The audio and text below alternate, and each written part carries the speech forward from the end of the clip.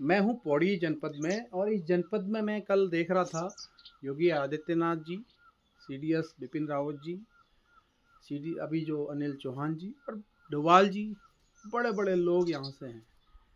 आपका एक वजूद आपको पुकार रहा है कि आपकी मातृभूमि आपको पुकार रही है कि आप अपने लोगों के लिए कुछ तो करिए।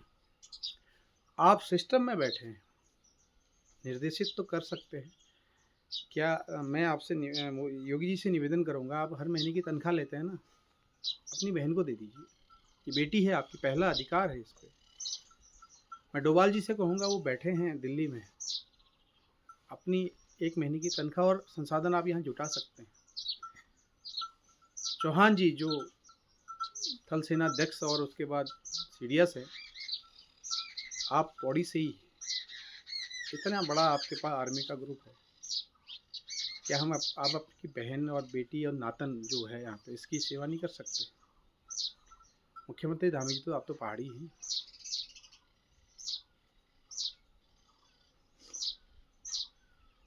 हम किससे कहेंगे, किससे न्याय की गुहार करेंगे? संसार, आपको पता है कि यहाँ की परिस्थितियाँ क्या हैं। देखिए, इन जंगलों में कहीं हमारे पूर्वजों ने कार्य किया है और वहाँ से उतर के हमको रोड में जाना पड़ता है सुबह 3-4 बजे, और उसके बाद फिर गाड़ी पकड़ के हमको कोटद्वार जाना है, देहरादून जाना है, ऋषिकेश जाना है, श्रीनगर जाना है, कभी हाईकोर्ट जाना पड़ेगा, कभी दिल्ली जाना है। कैसे जाया जाता? आपने बचपन में देखा होगा, आपके माता पिताजी ने भी देखा होगा, नहीं देखा हो तो एक बार आके देख लीजिए, कितनी मेहनत लगती है। मैं तो निवेदन नहीं कर सकता हूँ, करना आपने है।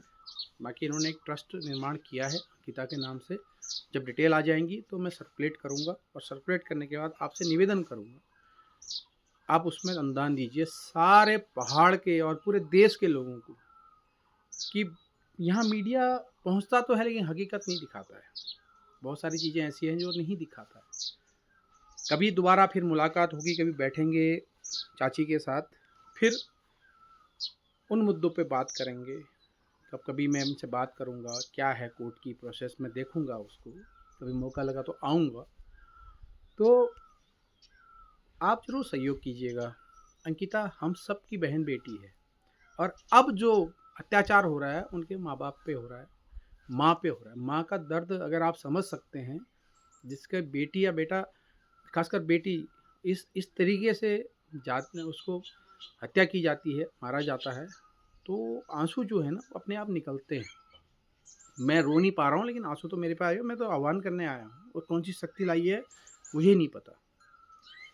मैं चाचा आपसे कहूँगा कि आप हिम्मत मत हारिए, अपने आंसुओं को व्यर्थ मत होने दीजिए।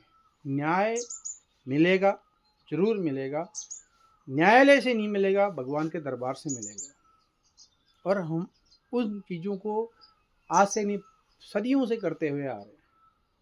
तो मैं भी अपनी कुल देवी से, जो भी यहाँ पे बैठी हैं, जो विचरण कर रही हैं, उनसे भी निवेदन करूँगा कि आपकी शक्ति है कहाँ। एक गरीब के ऊपर, एक सामान्य व्यक्ति के ऊपर आप नहीं कर रहे हो, और एक व्यक्ति जो है दिन रात चौगुनी तरक्की कर रहा है, उसका व्यापार चल रहा है, जेल के अंदर उनको क्या ट्रीटमेंट मिल रहा है मुझे नहीं पता, लेकिन उनको क्यों रखा है, ज़रूरत क्या है उनकी? आपके पास शक्ति है, ख़त्म कर दो ना, हमें भी संतुष्टि मिलेगी यार, उनको सही सज़ा मिली। वो शादी करेंगे, वो अपना परिवार बनाएंगे, पैरोल पे भी जाएंगे, उनसे मिलने के लिए लोग बाग आएंगे, वो लोग बागों से मिलेंगे, उनका एक पूरा हंसता खेलता परिवार रहेगा। व्यक्ति जेल में रहेगा लेकिन अंकिता तो वापस नहीं आएगी ना, तो क्या ज़रूरत है उस व्यक्ति को जीने की? न्याय क्या मिलेगा? उम्र कैद, रेयरस्ट ऑफ रेयर केस है ये, तो वकील ही बता सकते हैं। उम्र कैद, क्या उससे एक माँ का आंसू का दर्द खत्म हो जाएगा? नहीं होगा। ये था, मैं आया था यहाँ से। धन्यवाद आपका।